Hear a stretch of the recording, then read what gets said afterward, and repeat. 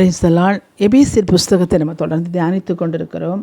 எபேசியர் புஸ்தகத்தை கேட்கிறவர்கள் நம்முடைய யூடியூப் சேனலில் உள்ள பிளேலிஸ்ட்டில் நீங்கள் போனீங்கன்னா நம்ம போட்டிருக்க எபேசியர் புஸ்தகத்தை பற்றிதான எல்லா வீடியோக்களும் அங்கே இருக்கிறது. நீங்கள் அதை கேட்டு பயனடையுங்கள், அநேகருக்கு அறிமுகப்படுத்துங்க. சப்ஸ்கிரைப் பண்ணாதவங்க சப்ஸ்கிரைப் பண்ணுங்கள். கர்த்தர் உங்களை ஆசீர்வதிப்பார்.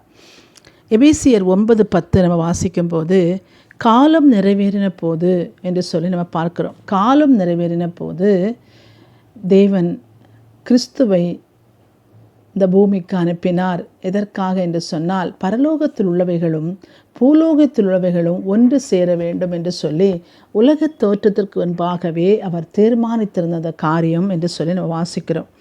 அப்போ எதற்காக பரலோகத்தில் உள்ளதும் பூலோகத்தில் உள்ள ஒன்று சேர வேண்டும் என்று சொன்னால் அதற்கு அநேக காரியங்கள் உண்டு. ஆனால் காலம் இப்பொழுது காலம் எப்பொழுது நிறைவேறினது என்று சொல்லி நம்ம பார்ப்போமானால், கலாத்தியர் 4:5 சொல்கிறது, காலம் நிறைவேறின போது ஸ்ரீயிடத்திலிருந்து பிறந்தவரும் நியாயப்பிரமாணத்துக்கு கீழானவரும் ஆகிய தம்முடைய குமாரனை தேவன் அனுப்பினார் என்று சொல்லி நம்ம பார்க்கிறோம். அப்போ காலம் எப்போ நிறைவேறிட்டுனா, மரியாளுடைய வயிற்றிலே கர்த்தராகிய இயேசு கிறிஸ்து பிறக்கிற அந்த நாளில் தான் காலம் நிறைவேறியிருக்கிறது என்று சொல்லி நம்ம வாசிக்கிறோம். ஏன் அந்த காலம் நிறைவேறும் போது அவர் என்ன பண்ணினார் அப்படின்னா, பரலோகத்தில் உள்ளவைகளையும் பூலோகத்தில் உள்ளவைகளையும் கிறிஸ்துவுக்குள் கூட்ட வேண்டும் என்று சொல்லி, கர்த்தராகிய இயேசு கிறிஸ்துவுக்குள் ரெண்டையும் ஒன்று சேர்க்க வேண்டும். பரலோகத்தையும் பூலோகத்தையும் ஒன்று சேர்க்க வேண்டும். அதை ஒன்று சேர்ப்பதற்கு உள்ள மத்தியஸ்தர் தான் நம்முடைய கர்த்தராகிய இயேசு கிறிஸ்து. அவர் உலகிற்கு அனுப்பினார். அப்போ பரலோகம் இயேசு கிறிஸ்து, பூலோகம் மனிதன். இந்த ரெண்டையும் அவர் ஒன்று சேர்க்கும்படியாக உலக தோற்றத்துக்கு முன்பாக ஒரு காலத்தை தீர்மானித்திருந்தார்.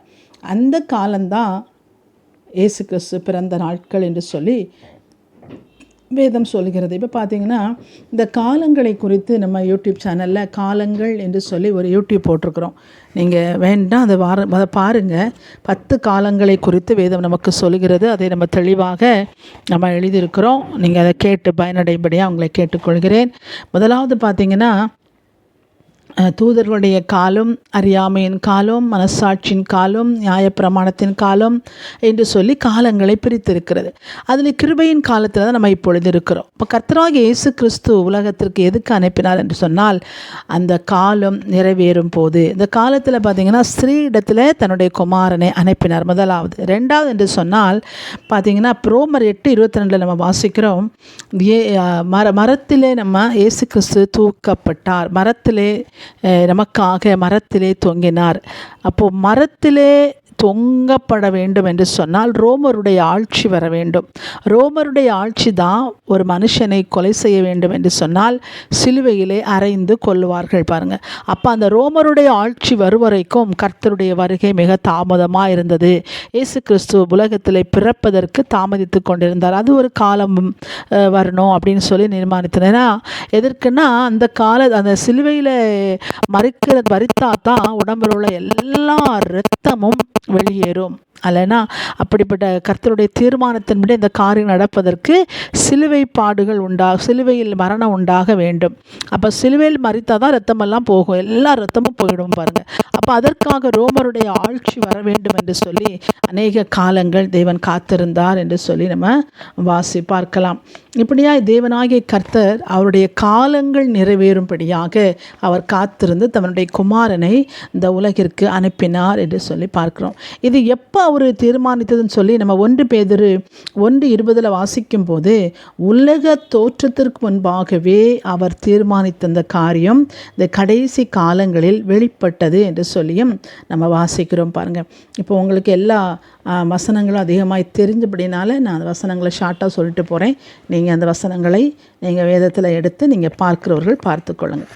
அப்படி என்று சொன்னால், உலக தோற்றத்துக்கு முன்பாகவே இயேசு கிறிஸ்துவை இந்த பூமிக்கு அனுப்ப வேண்டும் என்று சொல்லி தேவன் தீர்மானித்திருந்தபடி இந்த கடைசி காலங்களிலே தேவன் நமக்காக இந்த பூமியிலே வெளிப்பட்டார் என்று சொல்லி பார்க்கிறோம். ஓகே, இப்போது எதற்காக அந்த தேவன் குமாரனை அனுப்பினார்.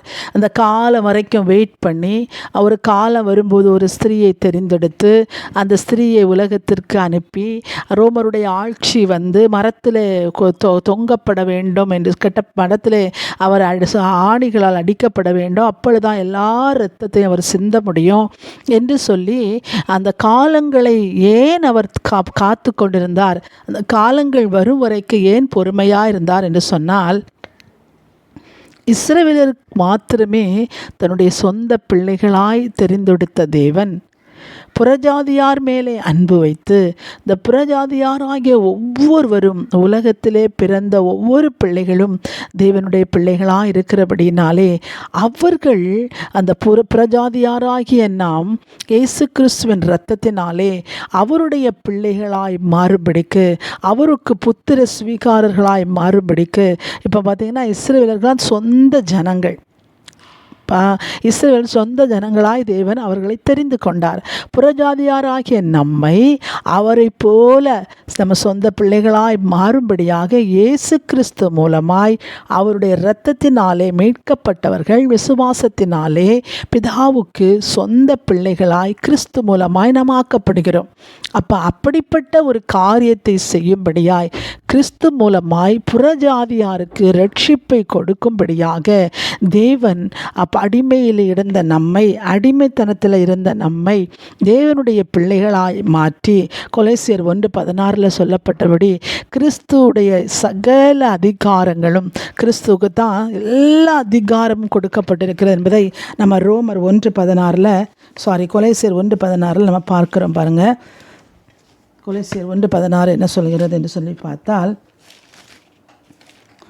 பாருங்கள், 1:16, ஏனென்றால் அவருக்குள் சகலமும் சிருஷ்டிக்கப்பட்டது, பரலோகத்தில் உள்ளவைகளும் பூலோகத்தில் உள்ளவைகளும் ஆகிய காணப்படுகிறவைகள் காணப்படாதவைகள், சகல வஸ்துக்கள், சிங்காசனங்கள், கர்த்தத்துவங்கள், துரைத்தனங்கள், அதிகாரங்கள் சகலமும் அவரை கொண்டு அவருக்கென்றே சிருஷ்டிக்கப்பட்டது என்று சொல்லி பார்க்கிறோம். அப்படின்னா தூதர்கள், மனிதர்கள், உலகத்தில் உண்டான இயற்கைகள், வானமண்டலத்தில் உள்ள சகலமும் இயேசு கிறிஸ்து மூலமாய் உண்டாக்கப்பட்டது.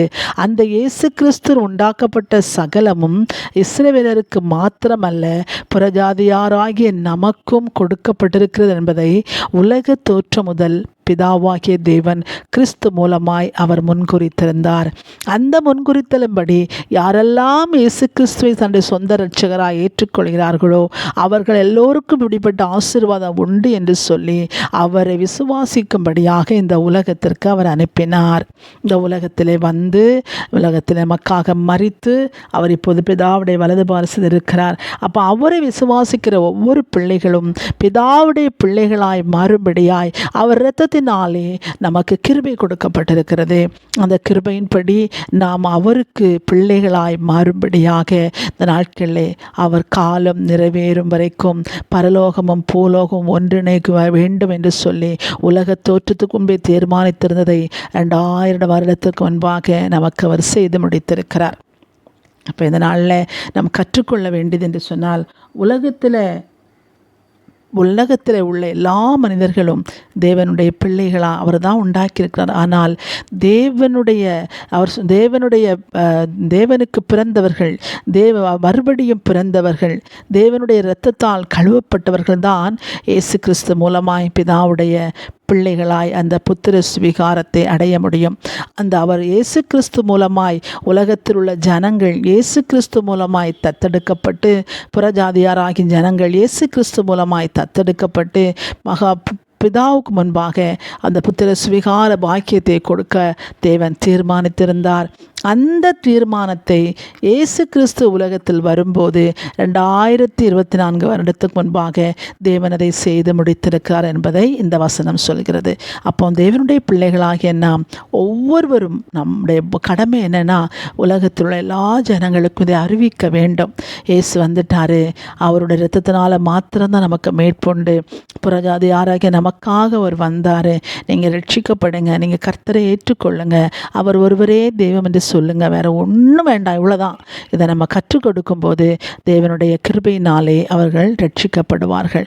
அப்போ நம்ம எபேசியர் 1:9 சொல்கிறது, காலம் நிறைவேறிற்று என்று சொல்லி வேதம் எனக்கு கற்றுத்தருகிறத நம்ம இந்த நாட்களில் பார்த்திருக்கிறோம். அப்படியாய் தெய்வ பிள்ளைகள் தேவன் நமக்கு கொடுத்திருக்கிற அந்த வாக்கியத்தை நம்ம நினைத்து பார்க்க வேண்டும். பாருங்கள், எல்லா ஆசீர்வாதங்களையும் கிறிஸ்து மூலமாய் அவர் நமக்கு தந்திருக்கிறார். இன்னும் ஒரு நேரம் எனக்கு தாங்க எனக்கு தாங்க எனக்கு தாங்க அப்படின்னு கேட்க வேண்டிய அவசியம் இல்லை. எல்லாவற்றையும் நமக்கு அவர் தந்திருக்கிறார். அதை நம்முடைய ஆவிக்குரிய கண்களினாலே நம்ம பார்க்கணும். நம்ம தகப்பனை நம்ம அளவற்ற அன்பு செலுத்தணும். பாவம் இல்லாதபடி, அக்கிரமம் இல்லாதபடி, பாவ சிந்தனை இல்லாதபடிக்கு இந்த உலகத்திலே நம்ம தேவன் ஒருவர் இருக்கிறார். அவர் எனக்காக அடிக்கப்பட்டார், எனக்காக இரத்தம் சிந்தினார், என்னை பரலோகத்துக்கு கொண்டு போகும்படியாக வந்தார்.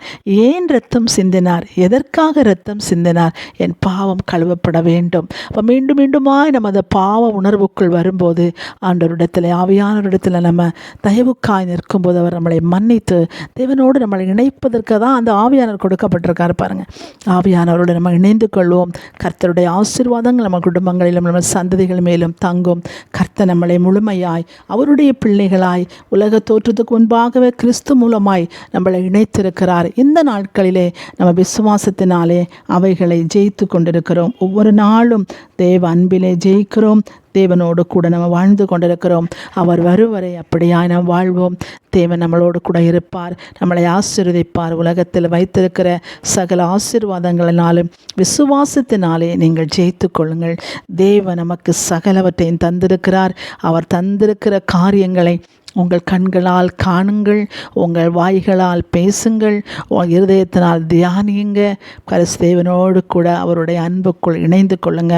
கர்த்தர் சகலவற்றையும் உங்களுக்கு உங்கள் சந்ததிகளுக்கும் தந்து உங்களை ஆசீர்வதிப்பார். ஆமேன்.